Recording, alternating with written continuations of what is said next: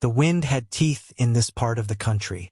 It bit at the raw, chapped skin of Alara's face, a constant, whining predator that had hunted her for 3 days across the unforgiving plains. Each gust was a jeer, kicking up dust that felt like ground glass in her lungs and stole the last of the moisture from her body. The sun was a merciless hammer in a bleached white sky, beating down on the cracked earth until it shimmered with a heat that promised no life, only a slow, agonizing surrender. This land did not nurture. It scoured. It stripped away everything but the bone, and she felt herself being worn down to that final, brittle state. Her hope had been the first thing to go, flaking away like dry skin somewhere back near the last sorry excuse for a town. Her strength had followed, leached from her muscles with every step, leaving an ache that had settled deep into her marrow. Now, all that remained was a single, stubborn imperative that beat in time with her failing heart. Move. Just move. Her gaze snagged on a thin, wavering line of smoke rising against the distant, bruised purple of the mountains. It was the first sign of human existence she had seen since she'd left the stage road. A fragile tether to a world she wasn't sure she wanted to rejoin. But the choice was no longer hers to make. Her canteen had been empty since morning, and the thirst was a living thing inside her, clawing at her throat. The smoke could mean a trapper's camp, a band of outlaws, or something worse, but it also meant water.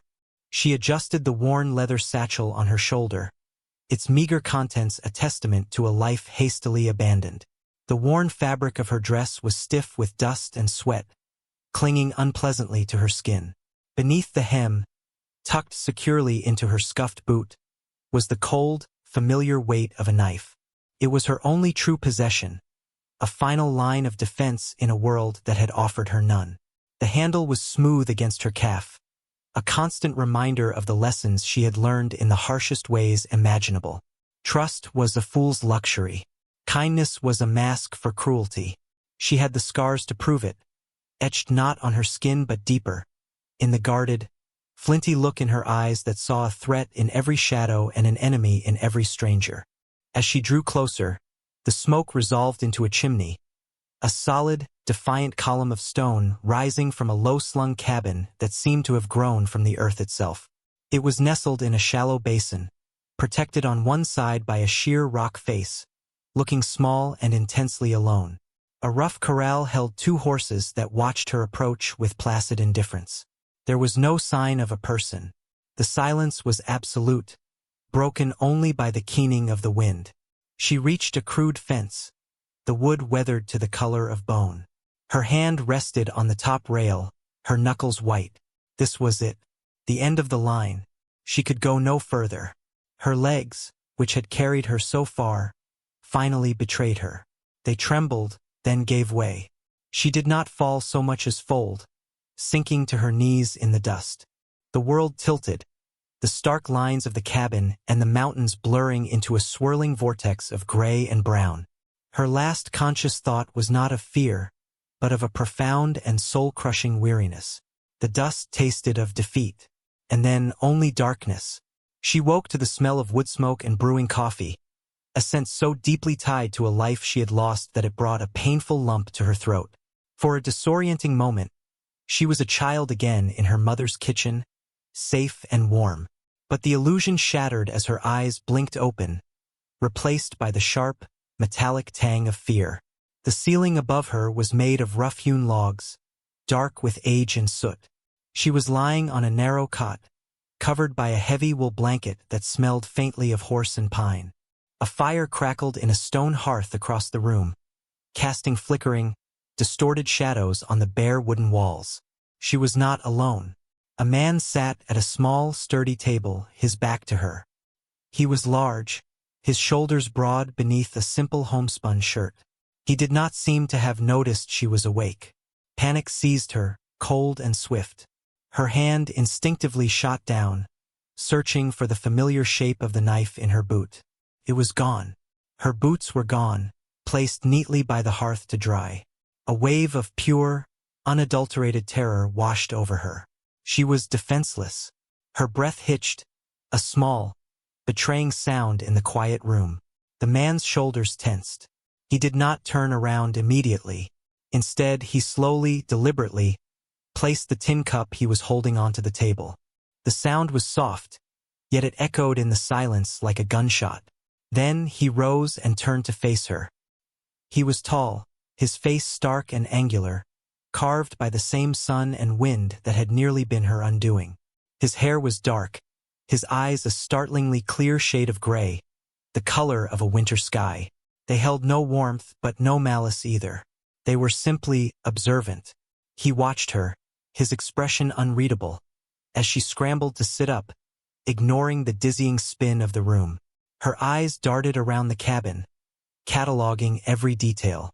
It was a sparse, functional space. A rifle rested on pegs above the door. A few cast-iron pots hung by the fire. There was nowhere to run, nowhere to hide. "Water," he said. His voice was low and gravelly, like stones grinding together. It was not a question. He picked up a dipper from a bucket near the door and brought it to her.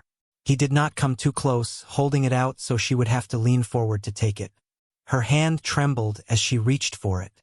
Her fingers brushed his, and his skin was calloused and warm. She drank greedily, the cool water a balm on her raw throat. When she was finished, she handed the dipper back, her eyes never leaving his face. She was a cornered animal, and every instinct screamed at her to be wary. He took the dipper and returned to the table, resuming his seat. He picked up his coffee and stared into the fire, as if she were no longer there. The silence stretched, thick with her suspicion. He offered no name, asked no questions.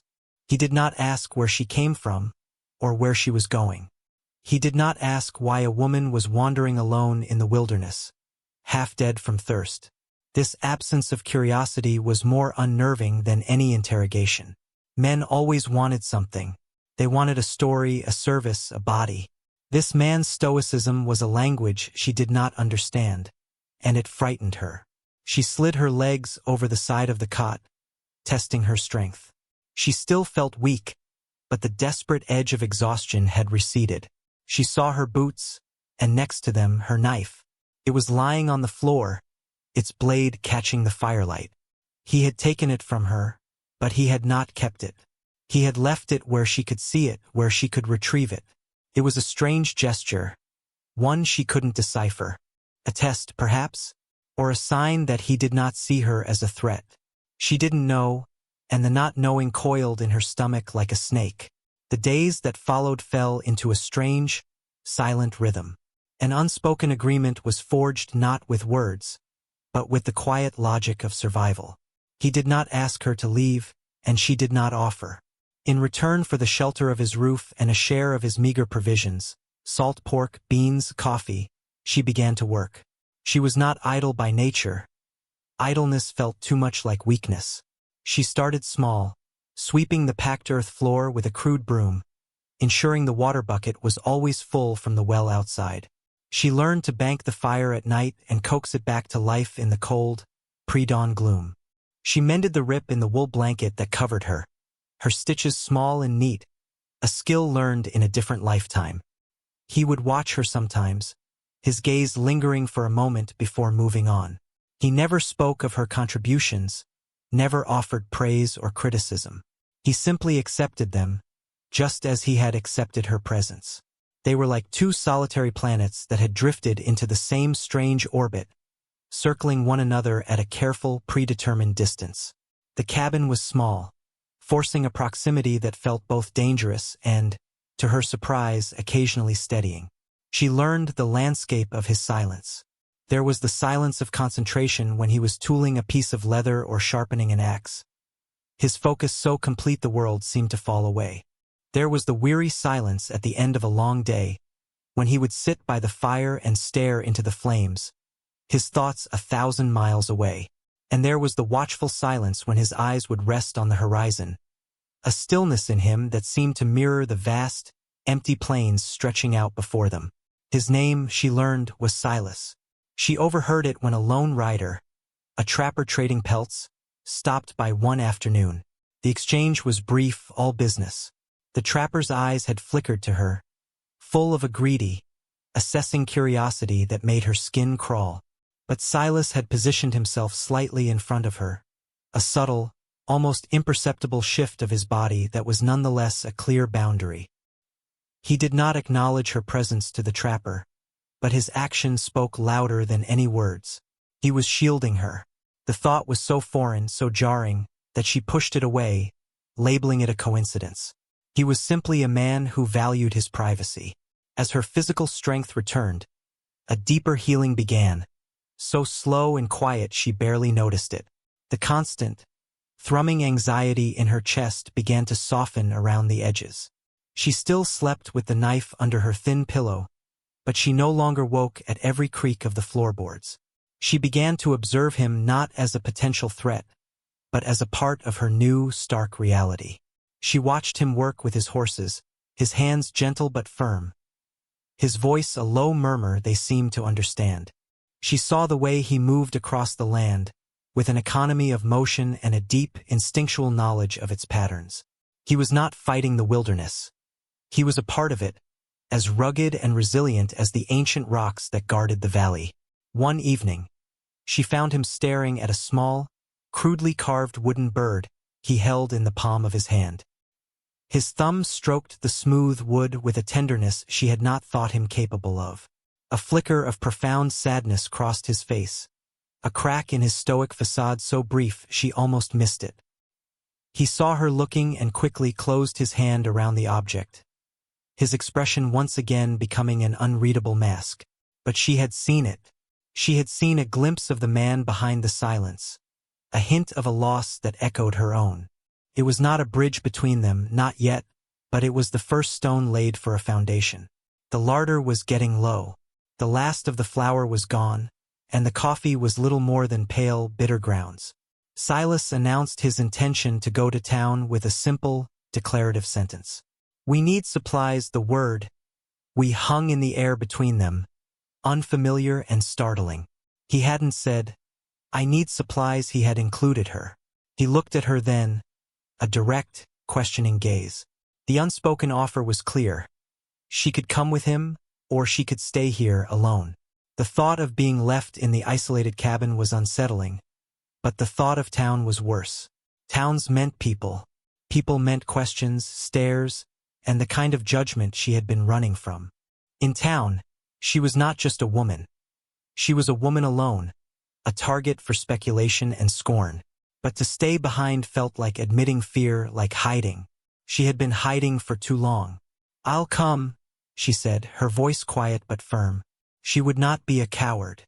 The journey was made mostly in silence, Alara riding the calmer of his two horses while Silas led the way on the other, a pack mule trailing behind. The settlement, which called itself Redemption, was a sorry collection of clapboard buildings baking under the relentless sun. It was a place where hope came to die. As they rode down the single dusty street, she felt the eyes on her immediately. Faces appeared in windows. Men lounging on the porch of the saloon stopped their conversations to stare. Their gazes were a physical weight, pressing down on her, stripping her bare. They looked from her worn dress to Silas's grim face, and they drew their own sordid conclusions. Inside the mercantile, the air was thick with the smell of pickles, dust, and smug piety. The proprietor, a portly man with a sweating brow named Abernathy, greeted Silas with a familiarity edged with contempt. "Silas, figured the mountain had swallowed you whole by now." His eyes slid past Silas to land on Alara, and a greasy smile spread across his face. "And who is this guest you're keeping?" The word guest was laden with insinuation. Alara felt a hot flush of shame and anger creep up her neck.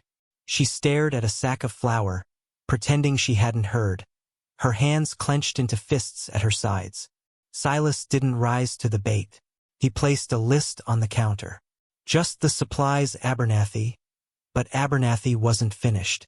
He leaned forward, his voice dropping to a conspiratorial whisper that carried through the entire store. "Heard you found some trouble out on the plains. A man's got to be careful what he picks up. Some things, they follow you." The veiled threat, the casual cruelty of it, made Alara's blood run cold. He was talking about her. He was painting her as a stain, a piece of trouble that Silas had foolishly brought into his home. She wanted to shrink, to disappear. She expected Silas to ignore it, to finish his business and leave. He was a man who kept to himself, who avoided confrontation.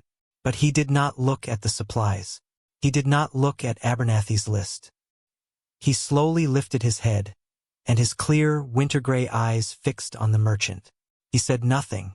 He simply stared. There was no anger in his gaze, no overt threat. It was something far more chilling.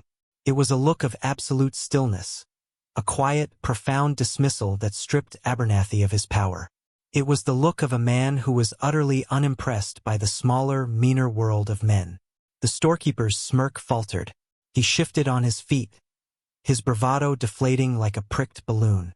He cleared his throat and finally turned to the list, his movements suddenly brisk and efficient. The silence in the store was heavy, broken only by the clatter of tins being placed on the counter. Silas had not raised his voice, had not drawn a weapon. He had defended her with nothing more than his presence, his unyielding integrity. As they loaded the supplies onto the pack mule outside, Alara's hands were shaking. He had stood for her. In the face of public scorn, he had placed himself between her and the ugliness of the world. He had seen the whispers and the leers, and he had not turned away. He had dared them to continue. For the first time since she had arrived in this harsh, lonely valley, she felt a flicker of something that was not suspicion or fear or grudging respect. It was a fragile, tentative shoot of trust, pushing its way up through the barren ground of her heart. The sky had been a deceptive, brilliant blue all day, a liar's sky. By late afternoon, it had turned a bruised, greenish-black along the western horizon. The air grew heavy and still, charged with a strange energy that made the hairs on Alara's arms stand up. Silas, who had been mending a fence line, stopped his work and stared toward the mountains, his face grim. "Get the horses in," he said, his voice tight, "and bar the shutter it wasn't."